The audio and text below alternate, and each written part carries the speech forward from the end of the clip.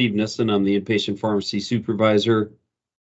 My section today, and maybe the beginning of this video for you, is the section about understanding the non-formulary and restricted drug process at the Omaha VA and the VA system in general. So first off, a little bit of background information. The non-formulary, or NF, behind the drug name in the order menu signifies that drug is not available on the VA formulary. There are restricted drugs. Those are usually restricted to a specialty. So think about an agent like dofetilide or clozapine. Those are going to be specifically mandated that those services such as cardiology, psychiatry, order those medications. And of course, medications like linezolid or ceftaroline would require a consult for infectious disease. Now, when considering these consults for non-formulary items, records from outside facilities are required to document previous failure of trials with medications. This is especially true with things that are going to be used long-term, maybe specialty injections that are used for asthma, things of that sort. You have to demonstrate failure to other agents like maybe an antihistamine or whatever medications that the patient would have needed to be on prior to requiring this specialty medication. There is a timeline that pharmacists need to adhere to in order to review the consult, and that's 96 hours from receipt in the outpatient setting and 24 hours within receipt of the inpatient setting. So speaking for inpatient, we're usually looking at those continuously, and it'd be really rare that we don't address those right away and get back to a provider in the event that something is not approved. Speaking of a non-approved consult, if the consult is denied and you by chance disagree with that determination, there is a process for a physician review. That physician review would be put in by the pharmacist after, if you as a provider would want that to go that direction. So I'm going to try to share my screen here a little bit with you and try to bring over where you would go for the pharmacy consult section of this.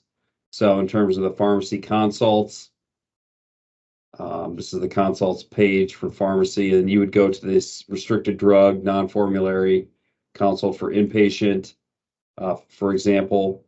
And then if there was a denial of your consult for a non-formulary item, you could take the next step, and a pharmacist would actually go in and then put in that non-formulary review for the physician review. So there is a physician that's designated to address specifically consults that are sent to them for these non-formularies in the event that something is denied and want further consideration. But again, I just went back here to look at some of these different consults that are out there, and specifically looking at the pharmacy consults for outpatient and inpatient. Those would both get you to the next step of where you need to put in these prior auth consults. In terms of formulary, also I wanted to point out a very helpful web page.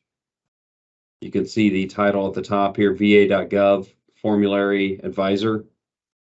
And from this page, you can look to see whether a drug is available on formulary or not.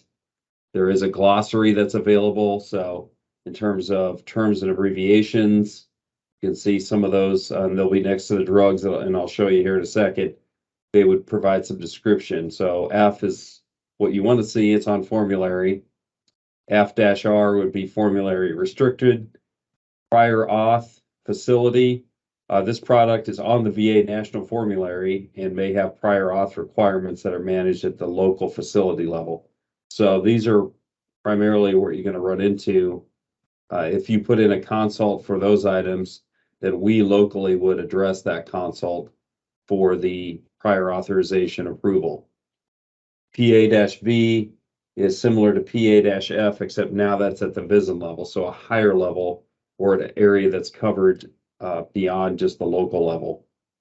And then some agents have a national prior auth, PA-N. NF would be non-formulary. CFU stands for criteria for use. This term refers to specific inclusion and exclusion criteria that will typically be on a document. Now, not every agent that is a PA-F will have that criteria for use, but in some cases, they will have that criteria for use. And that's essentially what the pharmacist will look at when you put in a consult. Does your patient meet the criteria for use? There's exclusion criteria and inclusion criteria. So you would have to meet the requirements of that document to put your patient on that agent. There is a formulary out there for the emergent formulary item. And this would essentially be agents that can be ordered at outside pharmacies urgently from the community care in the community setting. So you can use this particular website and you search for a drug. So I'm going to search for Precedex, because that's something that's come up recently. That would be you can see it's on formulary, but it requires prior authorization at the local facility. And then there is actually a criteria for use for that agent. So then you could open this up and then take a look at that document if you want to.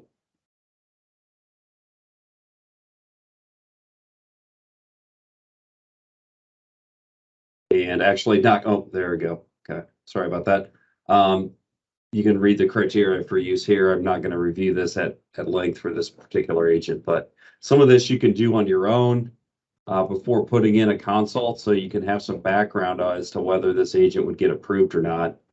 So it's not a guessing game for you as a provider when you're taking care of these patients and you want to start an agent.